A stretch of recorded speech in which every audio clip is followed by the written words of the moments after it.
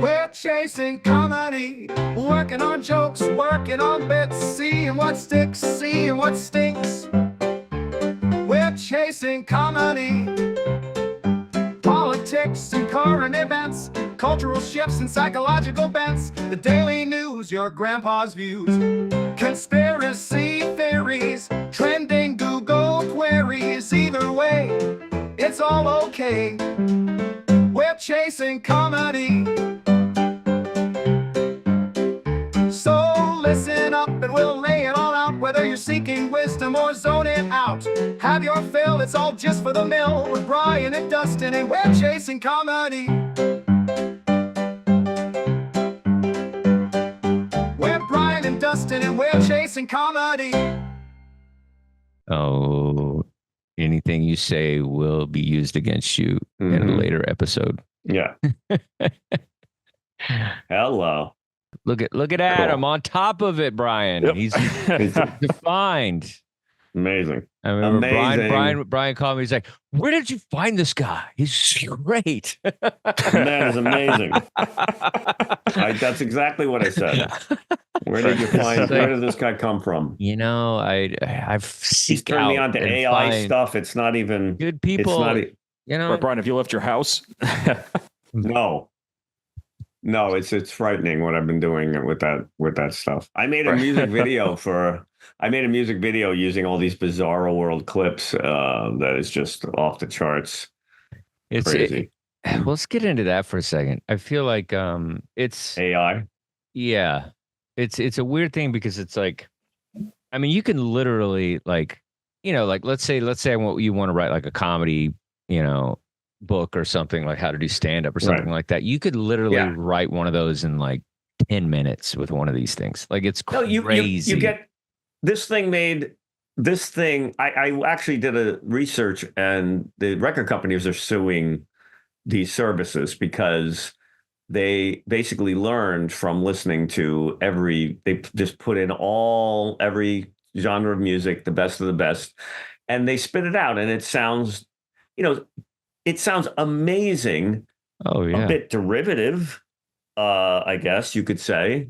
It's like, there's not chord changes I haven't heard before. There's this, you know what I mean? But it's incredible what this thing does. 2 songs, I put some lyrics in, and it gave me two songs in 1 minute, in 30 seconds, like 2 great songs, like 2 amazing songs. Yeah, no, it's scary how much should we use it or not use it? I feel like it's I was writing an outline, for a film I'm doing, and I was just like, okay, let me just put this in here. It was just like, first scene, second scene. Did you do it? Yeah, B plot, blah, blah, and I was like, what the? And so it's like, wait a minute. What exactly? Wait a minute. What did you exactly? Hold on. What did you exactly do? Like you gave it half your script. You gave it an outline, and it wrote the script for you. What did it do? No. Well, like I said, I wrote outline. I wrote it. It finished out the outline for my script. Like I was, so I just put in like what I had so far, which was just kind of a, just characters and, the synopsis and, kind of the plot basically, but just in a synopsis form. And then I just needed like a structured outline. Cause when you see the outline, then you can kind of like, turn it into the script a little easier once it's like kind of like, flushed out. And I feel bad about it. Like, I don't know how I feel. And I also feel it's like, and I have this other project that I'm writing with other people. And it's like, and so I don't think they know that I did the AI. And so I feel like I'm just this like, but it did the outline. I mean, but this is something else. This is another project where I'm working on, and it's like, it's just, it did do the outline. It's all my information and it's everything. Yeah. But it's like, hey, I was like, hey, I'll take care of the outline. And then I was just like, 30 seconds. Well, have you used Suno? Dustin, have you used I think that's what it was. One of those. Okay, because it was a free one. Yeah, because, but the thing that's amazing is that if you let it write your song for you, the lyrics suck. Like meaning that Yeah. it's just horrible. Like it doesn't. It's not very creative. Yeah. I don't even know how it would even write lyrics about what it knows about. I still Write a think song it's about wrong. stand-up comedy. I still think it's I wrong. still think it's wrong. I wrote the Yeah. lyrics. Yes, Yeah. I gave it these really complicated lyrics, and the thing just spit out. I have like 30 versions in different blues, Yeah, Delta blues well- versions. It's ridiculous. It's, I mean, it's you know what, I mean, it's no different than a Casio, you know, if you think about it, you know, in the beginning, you know, it Yeah. used to be like, if you wanted a score to a film, you had to have a guy on the horns, you had to Yes. have a guy on the, you know, the drums, and what now, you know, one button, and it's Vangelis created a whole career off buttons and, you know, things. Yeah. So it's like, yeah, it's a weird, I mean, since that. This happened on Broadway. On Broadway. They had an orchestra. They had an entire orchestra, and now they have like tape. You know, that's all those musicians out of work. Yeah. Now they have just tape. Like I don't even know how, if any of them have an orchestra. I'm not even sure, but that's been replaced, and everything is getting done like that. And you go, all right, this is not good. But how do you? What do you do? Like how do you really stop it? And the funny part is the record companies are suing these services, but not because they're so honorable, but because they want to do it. So they're taking their own catalog. This thing is learning off of their catalogs, so they want to do this, so they can create music and fake bands that they don't have to pay anybody anything for. So then they create like somebody based on Springsteen or whoever, and that they then collect all the money, and they don't even have to bother with. And then they say there's a band, and I guess you could send out studio musicians on the road to tour as this group or something, but it's like not music. It's like that De Niro created. movie that they did where they created like a pop singer and she didn't exist. It was like I think it was De Niro movie or something, but it was. What was that movie? What was that? You know, look it up, Adam. It was like a fake. It was like they made a fake musician, like a Britney Spears type, and she wasn't real, and she was huge, and it was her image, and they, you know, it was computer stuff. It was really cool. The idea. It's a scary, of it, and I get into arguments with people about stand up because they say, now they said that computers would never beat humans at chess. Now no human can beat, you know, now no chess. The best chess players can't beat the computer. They've just completely obliterated that. And so they're saying, okay, what about comedy? Now, comedy is a little more complicated because I don't even know what the formulas.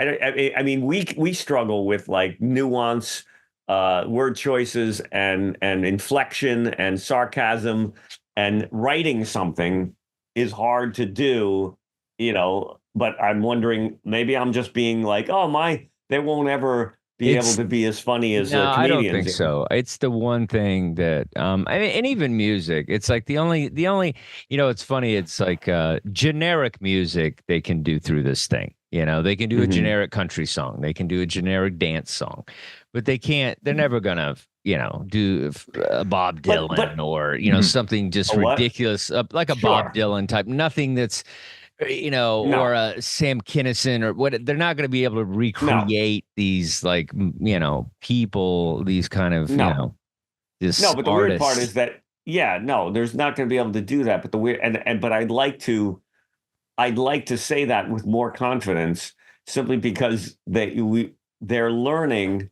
from the best of the best, and most musicians do that. Like most musicians get inspired by fellow artists, and they steal at first, and you do what sounds like this other person. So do comics. You know, no, I'm not talking about musicians as well. Not like everybody, you know, just sort of like listens to who influences them, and then you write in the style of Dave Mamet or something, and then you find your own voice. You know, well, that's what they did with George Carlin. Did you hear the new George Carlin album? I heard that they did the AI George thing. Carlin album. It was great. Yeah. It sounded fantastic. Yeah, it sounded like Carlin. And they did one from my buddy, Nate Brigazzi, and it was the same thing. And it sounded great. And it's like parts of it you could tell. I can tell when something's a computer. Even when I write out, even with the outline or whatever, I can tell. Like somebody sent me an outline for something, and I know that I could just tell that it was auto-generated or whatever through the AI. I could just tell. Like there is something that the computer does not have, that is always kind of a human either mistake or kind of just a vulnerability of the writing or whatever. Like you see, it's just a difference. You can tell when something's cookie cutter. Well, at this point you can, but I gotta say that when I wrote some of those songs, or it wrote some of those songs using my lyrics, if you hadn't told me that that was AI, I don't think.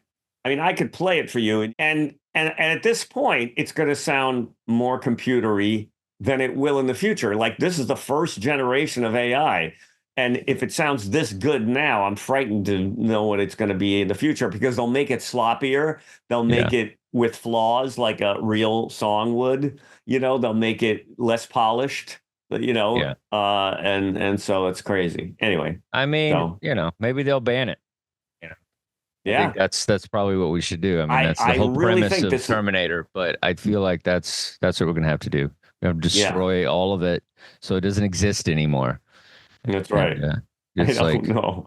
No driverless cars. You know, apparently in Portland, what they're doing is like, you know, all the driverless cars and like all the little robots on wheels that are going around delivering things and electric scooters as well, like the birds. These guys, they have like bandanas on and stuff, and they're kind of like this kind of Banksy kind of vibe, and they go around and they just attack the cars. They attack these like driverless cars, and they're just like destroying all these, you know, robot, sidewalk robot things. And they're just like it's them against, you know, this tech society thing that's happening. And it's like they're just in there, and there's sometimes there's people in the car.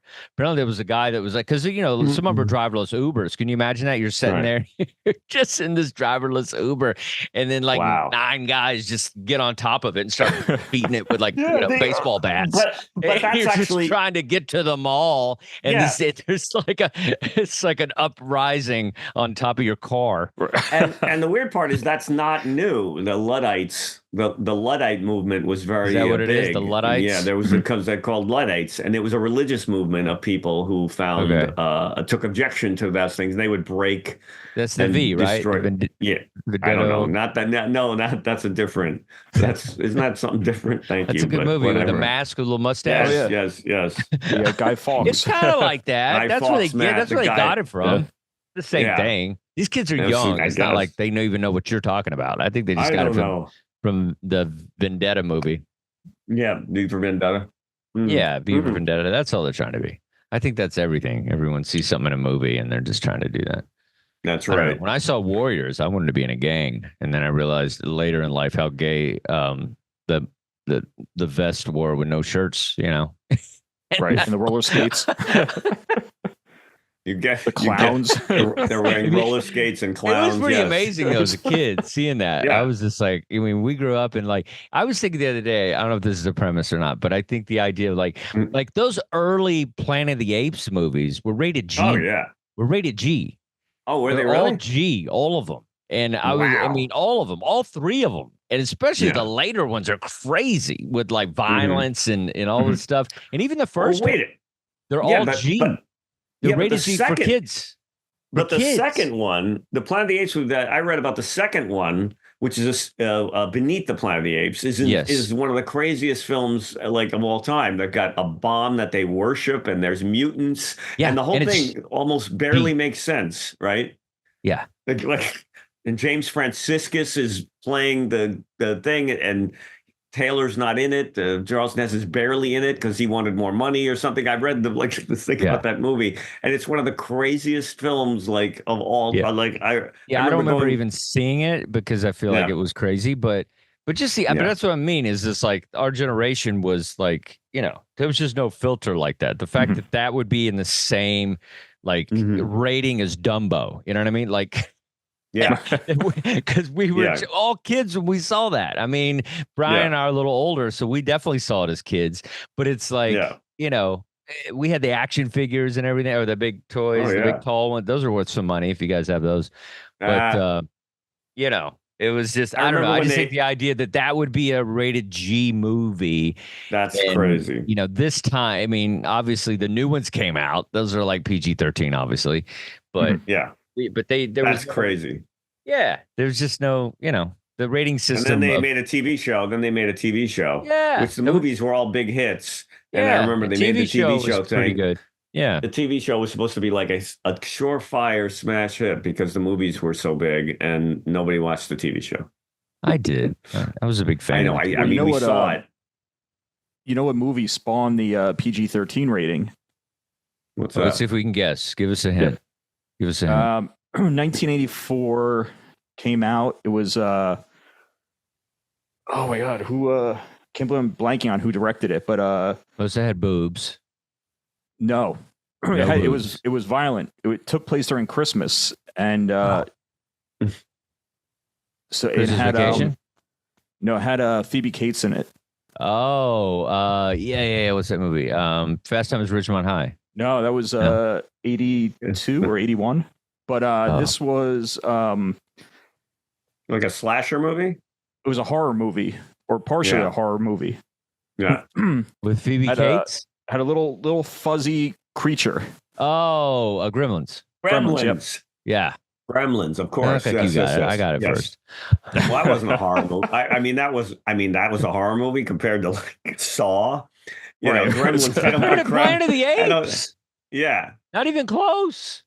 Yeah. Planet of the Apes is way edgier than Gremlins. Oh, yeah. Come Right. on. There's Yeah. no humor in Planet of the Apes. They did none. There's like a couple of moments where they kind of do the human ape thing with maybe they're Yeah. interacting in a kind of a funny Joe way. Dante directed that, by the way.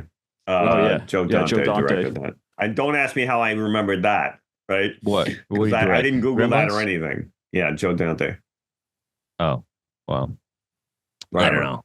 I just think I don't know. I just think that's people always say like our generation was harder or like, weren't as protected. I mean, Yeah. I just think that Texas Chainsaw Massacre was like a light PG. that's- And I think that I'm just kidding. Texas Chainsaw Man. I Wow. believe it's been 50 years, that movie. I mean, and that movie still is scary. Mhm. If you watch Yeah. that film. That It film is is scary. still just really disturbing. I have a joke I'd like to work on regarding that. So I love horror films. It's like my favorite genre. I really enjoy them. And but they're also calming to me. And They're it calming. makes you feel sociopathic in a way. And so my girl and I we'll watch them together, and then she always gets angry because I'll pass right out. And like they just make me, how some people like put on golf and you just go to sleep or whatever. You put on a horror film and I go to sleep. And I think a lot of it has to do with like I grew up in kind of a troubled home, so yelling and screaming is like my white noise. Like it's comforting to me. So, Right. because I was just so used to like yelling and craziness. Then I'm like, oh, I'm home, and I just pass right out. This was that was your like elevator music. The Yeah. soothing, the Oh, that's lilting good. tones Elevator of music. screaming. That's funny. The lilting tones of screaming. So this is a bit you want to work on. This is what we're doing This today. is what the show is. Yeah. That's right. Okay. Get into it. Let's get into it. I 'Cause feel like got every one. week I got to explain the one. show. Yeah, exactly. Because I got one when we're done with you. We're done with you? Is that how comics work Yeah. with each other? That's right. Well, what? Okay, so are we Jesus. diving into this? Are we? Narcissism called. Hello, hello, are we home? hello. Yeah, narcissism. Yeah, he's here. All right, thanks. Yes, Bye. yes. Well, what? Okay, so wait. So let's go okay, back. my turn. Your turn. My turn. Your turn. My turn. What's the bit? I just said the bit. No, but I mean, what's the angle bit on this? is horror films relax me and put me to sleep because I came Gotcha. from a troubled home where Gotcha. yelling and screaming was prevalent. And so whenever I hear screaming and yelling, I just think, oh, I'm home. And I get so That's comfortable like that I Baby pass out. Shark. That's your version of Baby Shark. Yeah, people know what I thought that was like. Because Baby Shark's to put the kids to sleep. I got you. Yes. Okay. So it's like for you. That's it my was Baby screaming- Shark. Yes, funny. your alcoholic father screaming, cursing at your mom. It was your version of Baby Shark, right? Like something like that. I mean, the juxtaposition. Alcoholism and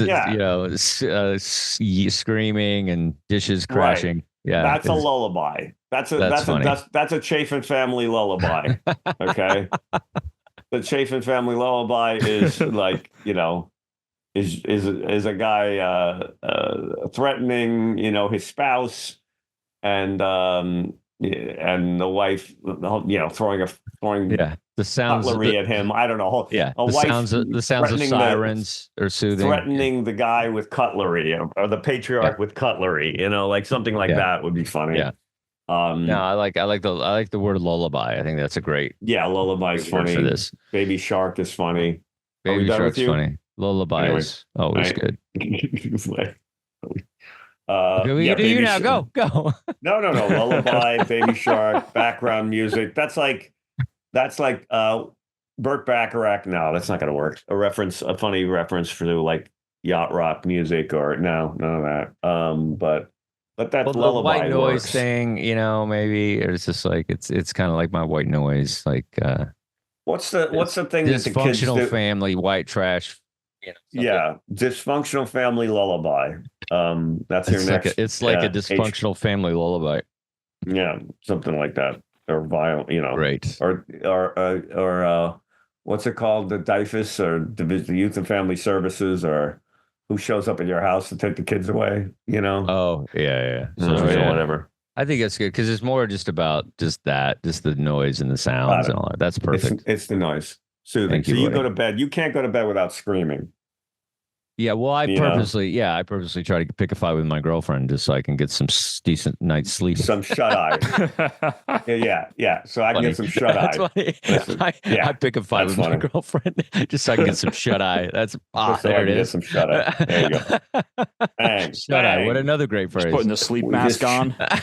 Yeah, exactly. The specificity, the word choice specificity for you kids watching at home is very epic, off the charts today. Shut eye. Lullaby, Baby Shark. Okay. I can get some shut eye. Perfect. Shut eye. I love that. Perfect. Write that down. All right. Am I up? Oh yeah. You're up. All right. I had to follow Robin Williams. Better not be a Hitler thing. Go ahead. No, I had to follow. No, this is a really weird thing. Yeah, no. We'll get to that. I had to follow Robin Williams at the Cellar. And I often tell the story on stage, and I didn't even realize how powerful and funny the story could be. And it's true. It's all like pretty much true. I had to follow him twice in like one night where we did like 2 sets, and he kept showing up like I was being stalked by Mork. Like something funny. I don't know what the joke is, but but I have several angles on it where I'm like, and it's just basically a true story. I had to follow Robin Williams on that. It was and they were in the middle of my intro, and they say, and they see, and suddenly they wave me off. They go, "This next guy's very funny. He's a newcomer. You're gonna love him." And then they waved at the MC and said, "Stop." And I'm almost on the stage, and then they pointed in the back, and there was Williams, and he had to go on. And of course, he came up to me, and he's like, "You want to go on?" And I was like, "No, I think we're good. I think you can go on. I think you've earned the right. I don't think I can pull rank on Robin Williams, right? I'm gonna go. Yeah. Let me go ahead." And the audience had already seen him. And there was like, so it's not like it would have torn me to pieces, So he went on. I'm not going to pull rank on him. He went on, crushed, did like 40 minutes or whatever. Standing ovation. People going nuts. Everyone went berserk. The guy's a legend, of course. And then they put me on. I've never seen an audience's attention and interest level drop so precipitously in such a short period of time. And I have all these jokes people were, not only weren't they listening to me, they were on their phones calling their friends and telling me to keep it down, right? Like they were going, hey, I'm on my, and I mean, he was on, the jokes are, like he was on Mork and Minnie, our Dead Poet Society. He was on stage and screen Good Will Hunting, Good Morning Vietnam, Mrs. Doubtfire, Night at the Museum, you know what I was on at that point in my career? Antidepressants. Okay, that's what that was my biggest credit. Okay, that was my only credit at that point. Was that, and I had to take more after that night. Okay, he was comic royalty. I was comic anonymity. Okay. I don't really have, you know, I had to go drop the. Well, did he watch your set? Because I think it's crazy that that's the night he killed himself. Oh boy. After he watched your set. And that was the night he killed himself, right? And he saw my set, and that was the night he killed himself, right? That's kind of funny. It's kind of a really dark ending, but that's really funny, right? That is disgustingly horrible. Yeah. What I'd like to say is, well, all that's so great because it's so organic and real. It is a little inside baseball, and I do like the idea of explaining to people what this is, you know, kind of like, you know, people that don't know what it feels like sometimes to have somebody, you know, you're about to do your job and then somebody better than you just walks in the building. Well, that's a good angle. Like if you're like, like if you're a doctor, and somebody comes in like, hold on a second, hold on, the chief neurologist from Chicago's here. I don't know if you saw him, but he's here. Come on in. Right.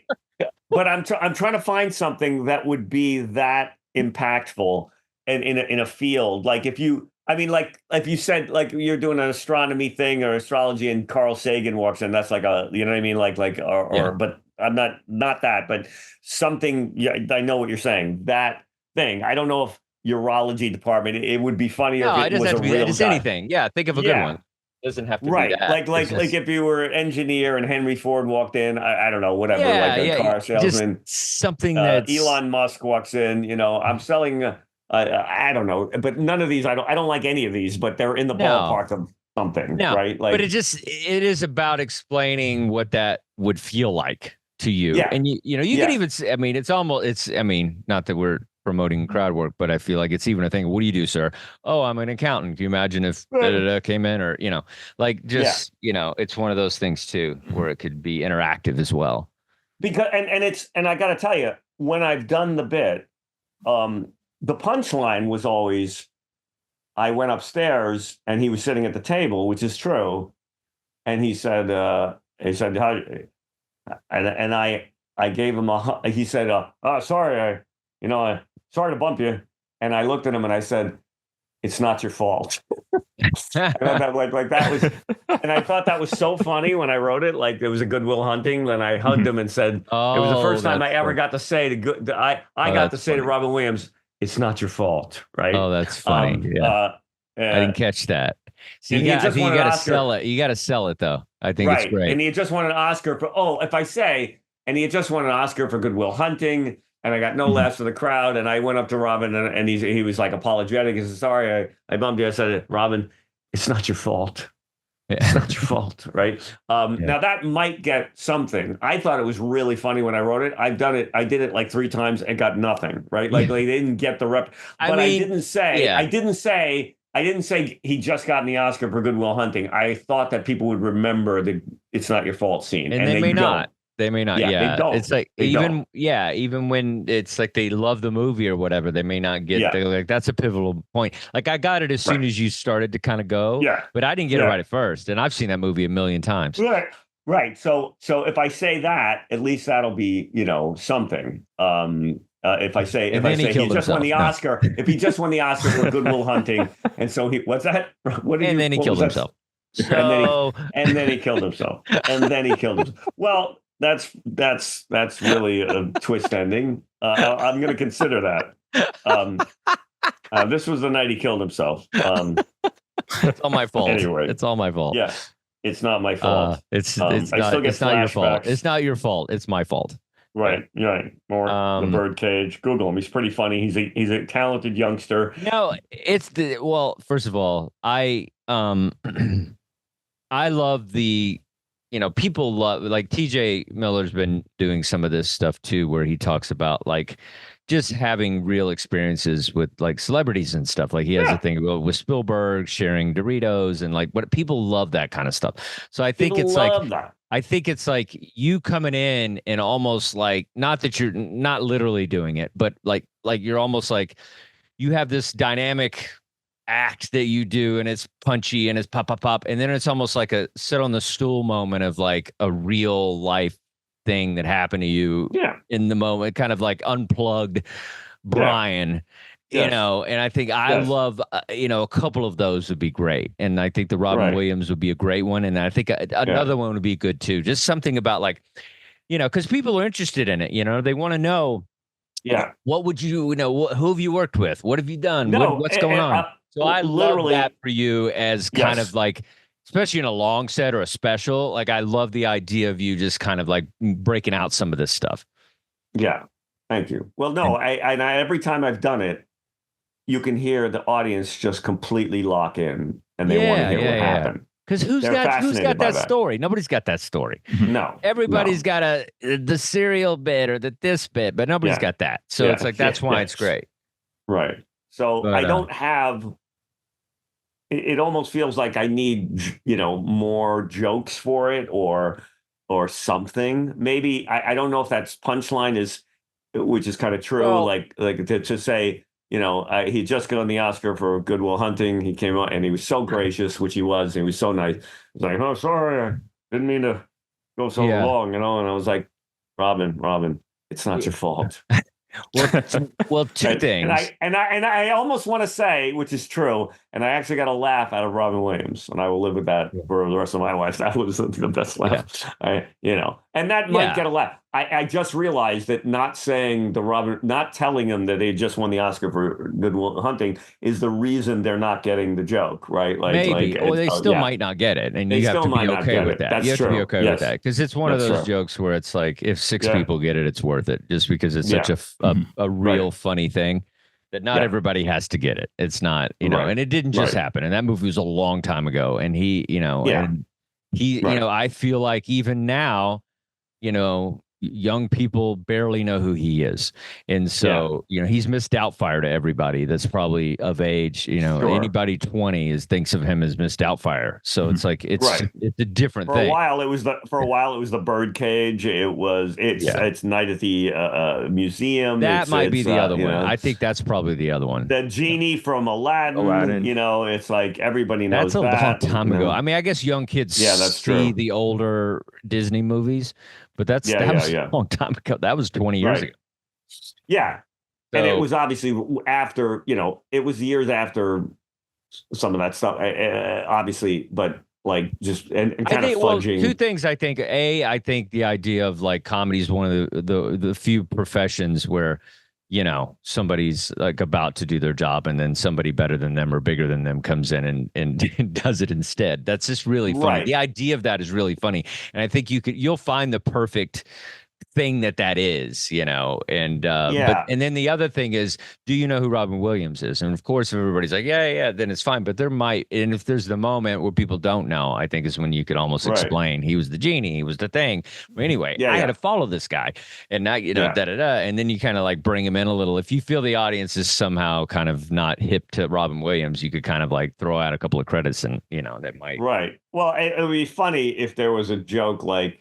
It's like you had sex with your girlfriend and then Ron Jeremy Jeremy walks in, or like I've done that when I've followed like somebody like Robin Williams. Whenever I've followed Louis Black or Dave Chappelle or Bill Burr or somebody, I've had moments where I've done that.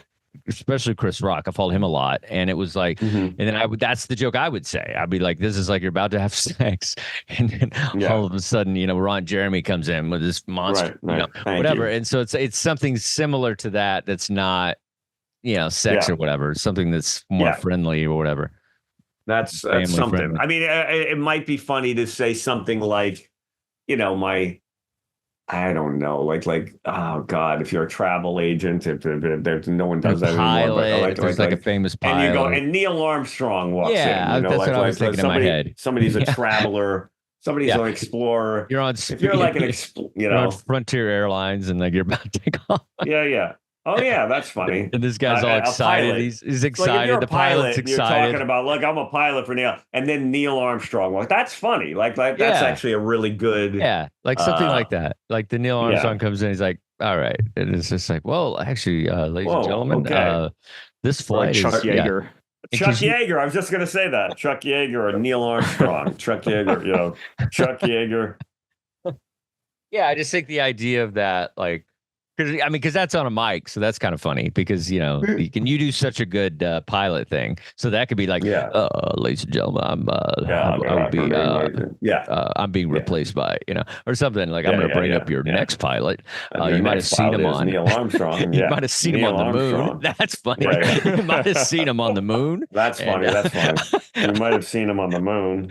You might have seen him on the moon. Yeah, that's funny. Let's make a big leap for mankind, ladies and gentlemen. Yeah, something yeah, like yeah. that. Just funny. Yeah. Like you Once- bringing him up in that pilot voice is very funny because you're so good at that voice, and so I feel that'd like be funny. Yeah. that just bring It's him like if up as the somebody- pilot voice.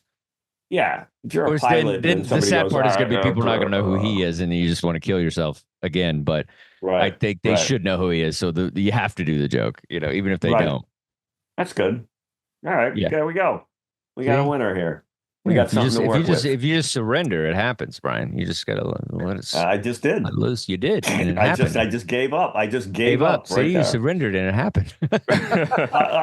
That is, by the way, that is one of those things that I think is an interesting topic for discussion. Is like we've talked about this before. It's like opening for somebody.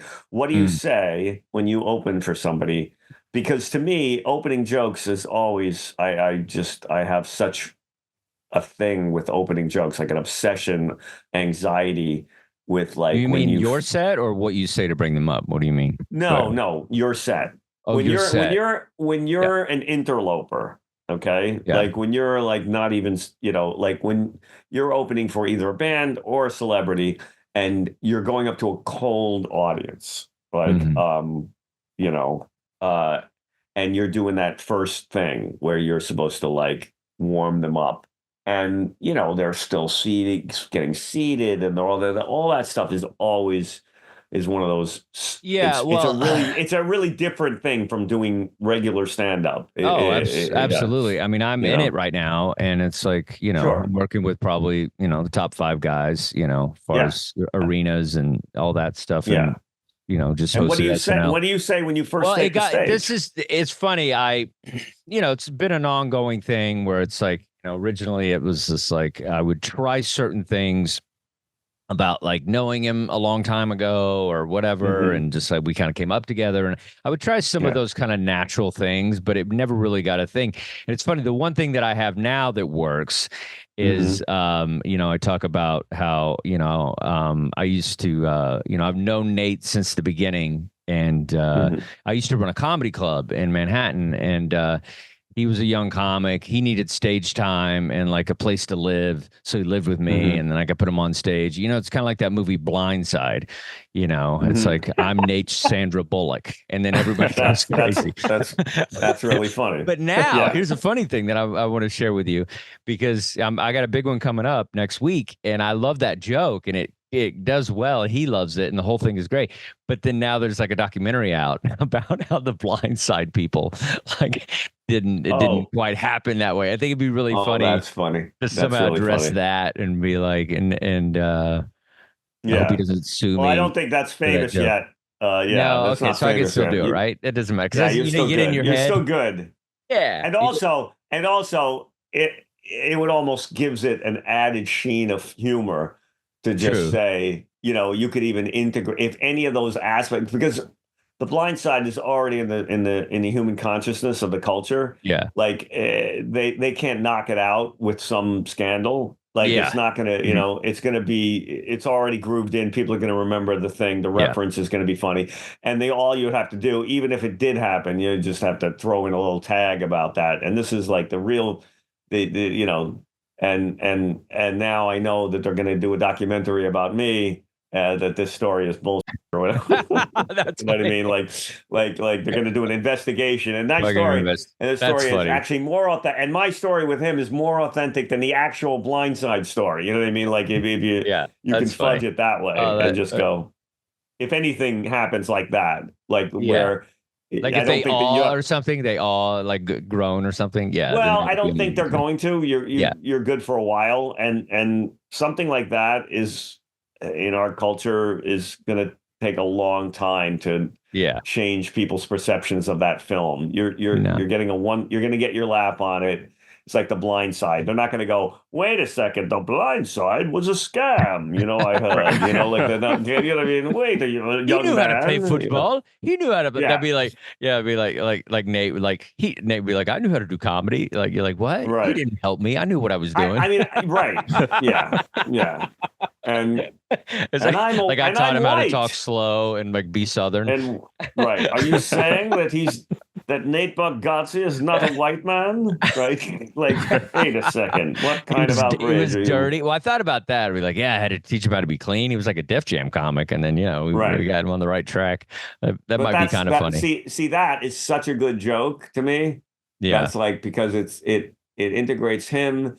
It puts you with him as a friend and a supporter, and introduces your sense of humor with him and your relationship with him in a great way. So there you go. That's like a perfect intro thing. Yeah, and I worked hard to get to that, and it was just like, and it was funny because it's like, I had these arena shows are, it's sometimes they're there obviously to see him, but they're either they're good for everybody or they're a lot of work, and or they're walking and seating and all that stuff. And is it just you? No, it's a couple of us, and so it's usually it's evolved. It used to be sometimes it was just me, and then sometimes it was two of us, and then now it's sometimes it's three of us. There'll be an MC, and then like two, and then him. Usually, that's usually how it is because he wants it to feel like a New York comedy show where it's like an MC. And do you go up first? You don't go up first. He usually puts me in the middle. I'm usually like the sweet spot, but because I was nicest to him. Right. That's why I tell people be nice to the young comics. You never know. Yeah. They remember. Like that, they remember. Yeah. but that dynamic of opening for someone. Yeah. I always wanted to know what. I think maybe did we talk about this? I mean, having a personal relationship helps, but it took me a long time to get there. Like I tried we lived together and like he was in the living room and he had a shower curtain. Like I tried to paint the picture of how poor we were and all the crazy stuff, and that never worked. And it's like, but just having this joke that I'm doing, like I did it, like he had his Netflix special, the taping, like it was like the biggest show I've ever had to be a part of and whatever. And it was like, and that's the joke that I opened with. And it was the first time I kind of opened with it. And it really set the tone. And it allowed them to kind of embrace me because they love him so much. And then they saw our connection through that joke. And so then they loved my whole set. And I mean, no, it's great. It was like one of those things. But I think you try to have something like that, with people that you open for. Because usually if you're opening for somebody, they know you. It's not like you get a call. Sometimes you do. You might get a call where you open for somebody big that you don't know them very well. But I think, it's like this. The opening joke thing is to me one of the more vexatious things in comedy. It's vexatious terrible. Being vexing. It's terrible. It really is. It's It feels artificial, manufactured, and bizarre world. Now, currently, I don't. This isn't when I open for people, but I have this thing about where I go on stage and say, I love this joke about where I say, I'm sorry I was a little late getting. I was almost enough naked. I was doing a hospital visit, and this little kid saw me in one of the rooms, and he recognized me. He goes, "Hey, aren't you Brian Scott McFadden?" I love this. Yeah, kid. And he said, "Wow, you're one of my most favorite comedians in the whole world. Could you stay with me a while?" I said, "I'd love to, kid, but I got a little show at the Broadway Comedy Club I got to get to, and those people need me too." Right? And he said, "Well, could you have a good show for me? Because if you did, I think maybe I could get better." I said, "Well, I'll do my best, kid. I just hope we get a good, enthusiastic crowd at the Broadway Comedy Club, because sometimes crowds are quiet and they don't give me the enthusiasm I need to have a good show. And that's why I often take a moment to remind audiences that sometimes when they do that, children die." Okay. Okay. Now that's wonderful. You do have some really good openers. I've seen it. There's a few of them that are great, and that's a good one. That's a really good one. Thank you. And then the other one about how the audience gets to be the kings, and that's a great. So you have good openers. It's just depending on if you're the crowd it's like you've adapted that opener for the crowd. But I think you have I think you have some of the most worked out openers.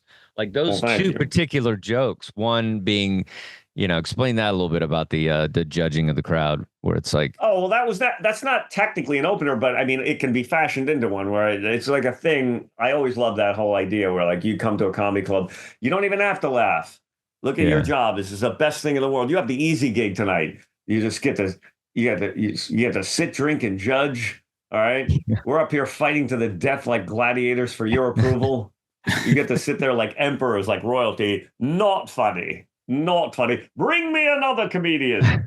Take this one away. Take this one away. Take him in the back and flog him until he's funny. And bring me another pint of ale and a young Asian boy. Right? I used to do that. Right? Yeah. Have him shaved and brought to my table. Shave him. I've seen you open with that a few times, and it's amazing because it just, it makes, because the audience gets it. But that's a joke. Which is such a good joke because, first of all, I mean, it's so structured and perfect, and it's it's just written well and funny and different. But beyond that, it's teaching them that, hey, let's not be judgy, let's be fun, let's not be. That's true. And it's giving them a lot of that through a very articulate kind of painterly joke, and so it's very it's funny that you get all that in there when you just have this other thing that you're doing. But I think that works a lot. I think that's, but you can't do it for every crowd, because you don't want to open with something like that if the crowd is hot, because I feel like, that's a more when they suck, Yes. Yes. Even I love the reason I like the little kid joke and that bit is because it gets me to do a character. It gets me to do a voice and a bit and a thing. So I get to do a story. It builds some tension. It builds some tension. So there's a lot of moving parts in that. So I like, you're showing your skill set 10 seconds in. So that's good. You're showing everything you got. And you don't even have to laugh. You get to sit, drink, and judge. Watch us fight up here. Sit, drink, and judge. I like the 3-beat of that, right? You get to sit, drink, and judge. It's fantastic. But that's interesting because I was dealing with that this weekend. I was doing the festival of Vegas and this whole thing, and I was just like, and I had a show where I was going to do different material, but I felt like I still wanted to do the same opening, but I wanted to have two different sets. And I feel like it's one of those things where it's like, I always struggle with, like, because I'm pretty good at just kind of going off, and I'm especially really good at piggybacking. Like if you did a joke on something, I can be like blah, blah, blah. If I saw an interaction that happened, I could whatever. I can kind of like ride that a little bit and kind of like fluster it out, then get to me, because I feel sometimes you have to, especially if somebody destroyed. Like you're very tough to follow. So if you're doing something, I try to kind of piggyback you somehow. I'm trying to like you like whatever I'll reference weird things you said. Like I was like, I used to be a boxer or whatever. Like I'll just do something that you said and try to bring it back to me, because they've enjoyed you so much, and they're about to be disappointed. So I have to like set them up for this whole thing. That's like that. And then now I've been saying this when somebody kills, I go, give it up for that guy. Oh, she was great, or he was great. It's like great energy, so funny. Okay, let's bring it down a notch. All right, this is what we're doing. I do something similar to that, right? But you know what I mean? Like I do something similar. Sometimes go, you guys sound amazing. Let's take this party down a notch. I actually say that. Okay, I actually say that. So just the idea of like, all right, she was great. All right, relax. Let's exactly. I'm a little lower energy.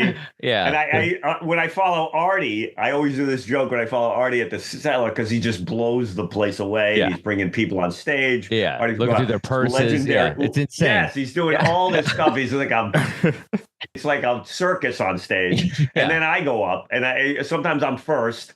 And I just always go, how about a hand for Artie Fuqua, folks. And I go, well, we're just gonna take this party down a notch right now. I'm a little lower energy. Artie's more like methamphetamine. I'm melatonin. Okay. All right. Okay. So that always kind of like, I'm more melatonin. I lull you. I'm a slow starter. I don't have a good middle either. and then I kind of peter out at the end. But other than that, you guys are in for a thrill ride, right? I usually say that, so Oh, boom, wow. boom, So boom, that's the boom, whole boom. thing. Yeah. And Okay. then by that time I've sort of got them in my rhythm and And then so, you are but very high energy. So that's the funny part is like you're kind of exactly. hooking But them. I can't do that. I'm pretty low like energy.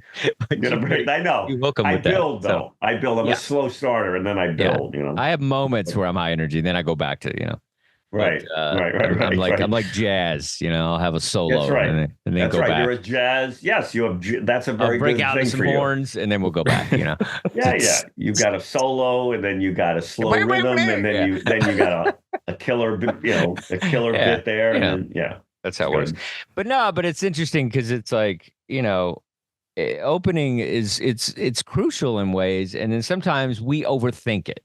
So there's it's like we always think we know more than Right. we probably do. We in Mhm. this, even though Yeah. we do this, we don't How do know you every like? Yeah. crowd because every crowd is different, and we don't know what's going to happen in that moment because it's always Yes. kind of a tightrope. So you don't know what's going to happen. But Right. I think the idea of like not relying on something all the time, but sometimes things do work. Right. And like I do, if I do a quick joke, sometimes I feel like, because I want to talk to them a lot of times, but I don't want to talk to them without proving that I'm a good comic. And so, because I feel like if I Yeah, get of up course. there and just kind of like start talking and don't like Right. lay it down that I know how to tell a joke, then they might try to steamroll over me, and they Right. haven't given me any sort of props yet. And so I Yeah. think it's important to kind of, find something that's, that's going to like establish your attitude on stage. Right. Before you're like, hey, I saw that water tower you guys got. But then sometimes I don't do all those joke things up top, and I do that where I'm like, what's up with the water tower? There's a buffalo with a hat on this tower. What is that? And sometimes that does work. But it's funny. I was in Vegas. And I did a joke. I did like my Jehovah joke. It's like a solid joke, and it worked. And then I said, okay, now I'm going to talk to them. And then I did this joke where apparently they just demolished the Tropicana. I don't know if you knew about that in Vegas. Yes. And I said, yeah, they put all these explosives, and they just like, just had drones, and they blew it to pieces. And I go, man, that's a lot of work for the Oakland A's. Like if it was That's funny. That's funny. I was like, if it was That's like, great. the Yankees or the Dodgers, great. even the Mets, I would understand. But the A's, Right. Great. come on. Great joke. And That's a great joke. And you could tell the locals that were there kind of got it, but then it's Vegas, so it's like stupid people from Iowa or whatever. But it's a funny moment where I was just like, I loved it. It's one of those jokes where you're like, I don't care if it works. To me, it's really funny, and I'm gonna do it. And so I'm okay with a little bit of silence on something that I think is really funny and local. Now, and like with that joke, would that joke work outside of Vegas? Maybe. Maybe. Well, but it would work. I think crushes in Vegas. It'll crush in Vegas. Yeah. Well, yeah. And what I think it might work with the idea of teams leaving the state that, the teams like, what's it called when they transfer? There's a name for it. When relocate. Relocate, I guess. Is that the word? Is it? I don't know. But like when they leave, when they go to like other states and and stuff. So if you did a joke on maybe what that is, it might work. And you could just be like, the Titans used to be the Oilers, and then this used to be that. Colts, Baltimore Colts, Indianapolis Colts. Indianapolis, Baltimore. Yeah. Like if you did like a little thing on it, or just it's just a weird thing because then it's just like, it's almost just like your team just leaves you and you're just sitting there like a little kid watching your dad walk away. And, you're sitting there in a little jersey and you're just like with your little team hat. That's funny. That's a bit. There's a bit right there. Right. It's like when your dad leaves you, you've got your Cub Scout hat on, your little hat, Chicago Cubs hat on. Cap. That's pretty funny. Yeah, there's definitely a bit there. Okay, all right. Well, I'll a moving van shows up. It's like your parents' divorce. That's you it. Got your toy. Hey, we got your toy box here. You got your Legos over there, and and they got their because they're taking the equipment for the football franchise, and that's like your box of toy. They're carrying face masks and the cleats and all that stuff, and you got Legos and.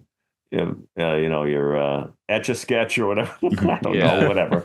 No, but Something yeah, funny. just the idea of it's just like this, just being left, and then it's like, and then people get mad too. I remember when LeBron left. I mean, they were just like burning his picture and stuff, and so it's Absolutely. just like. So players is different. That's just a player. That was just a player.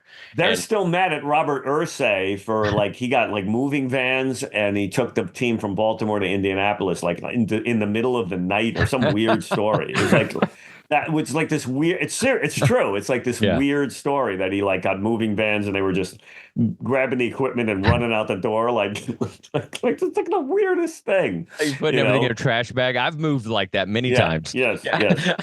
There's by the way, there's a right-wing radio guy. I won't say his name.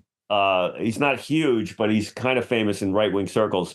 And he was this comic. I met him at I met him at either an open mic night or something like that. And he called me. I barely knew the guy, and he called me and he said, "Hey, can you come over? My girlfriend's throwing me out of the apartment." And I went to the apartment. It was right out of a movie. She was throwing her stuff out the window, like out on the lawn.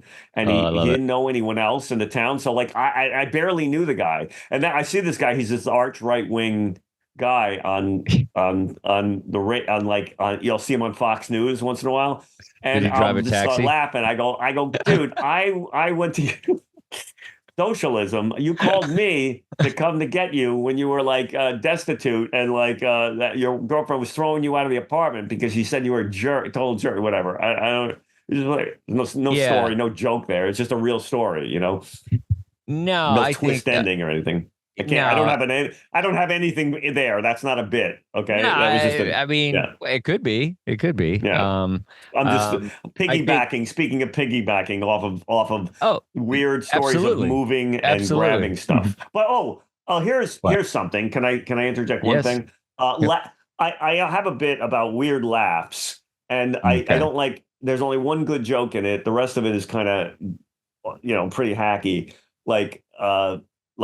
I love if you have a weird laugh, let it out. I do this on the road. I don't usually do it. And it's kind of lame. It's kind of hacky. It's just if you have a weird laugh, let it out. I was doing a show the other night. A woman's in the back and I was checking my shirt for gunshot wounds. I had no idea what was going on. Right? Is am I killing or dying? Right? That's lame. But there's one good. And then I wanted to do all the laughs that you hear. And find some good jokes. I have one good joke where women have this squeak laugh. They go, some women have just a squeak for a laugh. And I dated a woman for 6 months. I didn't know that was her laugh. Every time she laughed, I changed the battery in the smoke alarm. Okay. That's the one good joke in the damn thing. Fantastic. Okay. It's a great joke, right? That's the one good joke. All the rest of them are I love the people that only make noise on the inhale, where it's it's like a harbor seal just came in the room or something, and it's okay, that's lame. But I want jokes for that. Well, what do you got? Might be a funnier. SeaWorld might be a reference. Oh yeah, SeaWorld's good. SeaWorld's always funnier than SeaWorld. Always a funny reference, Yeah. I didn't know if it was a comedy club or SeaWorld, something like that. It ends on it's SeaWorld. It's easy. Yeah. Most people haven't been to the harbor in Pennsylvania. Yes, you know what I mean? Yes. SeaWorld is already an upgrade. They know what it is. Yeah. Well, welcome to SeaWorld. Anything with SeaWorld is going to be funny. Just a funny phrase, even though it's controversial. It's always funny. What are the other laughs that you hear in the laugh world? That would be a really good. I feel like if we had good jokes, the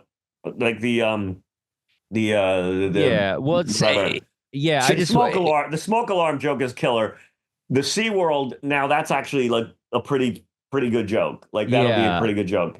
It just I have heard there's a comic I know that does something similar. So you want to make sure that yours is different. Absolutely. So but it would have to be good. You'd have to start with what the laughs are, and then backwards engineer. What's the laugh, and then what's the joke? Because the SeaWorld is an easy, good, solid laugh. Smoke alarm, killer, but everything else is just lame. Even the gunshot wound thing. It's it gets a laugh. I like the gunshot wound. I think it's a fun setup. It's it's not the joke. It's the beginning of the jokes. It's the beginning of the joke. Yeah, it's true. You're just kind of you gotta ramp it in. It's an easy one. And Right, depending on right, where you're right. at, it might, be a gun place. So you could, make a reference or whatever, or not make Right. a reference. Or it'd be funny if there would be something funny there. I feel like there's a bit. It But would like be if you were in fine. Texas, you'd be like, I am in Texas, Right. I was Like in if Texas. yeah, if you were in yeah. Texas and you did that gun reference, you'd have to be like, man, I'm in Texas. So Gunshot wounds. you never Gunshot. know. I was checking my shirt for gunshot wounds. I don't know Yeah. why that even gets a laugh because it's just this. Maybe it's the Yeah, wording, but but you'd be like, but it is I was- Texas. So I was anywhere checking. that might be a gun place. But yeah, I mean, it's TJ. He does a bit. He does a thing on the snorting, so you don't want to do that one. But you could do Sure. something Sure. else like well, even like the Eddie Murphy laugh or something. Just somebody that just has just something like it. It's like it's just the yeah, Eddie. Okay, call it the Eddie Murphy. yeah. Just call it. Then some people have the Eddie Murphy. You yeah. know? Yeah. That's all. That's Yeah, like, just the Eddie Murphy, and then you do a perfect right. Eddie Murphy laugh. So that's kind of the joke is your showcase of your Eddie Murphy that would laugh. be great. Yeah, that's all it is. That. It's not about it being a perfect joke. It's about that. Yeah, that's good. Okay, so that's good. 4. That's something. You don't need that many. Maybe one more where it's like think of like, and then there's I like think I'll end on the smoke alarm thing because so definitely all I end on the wanted- smoke alarm.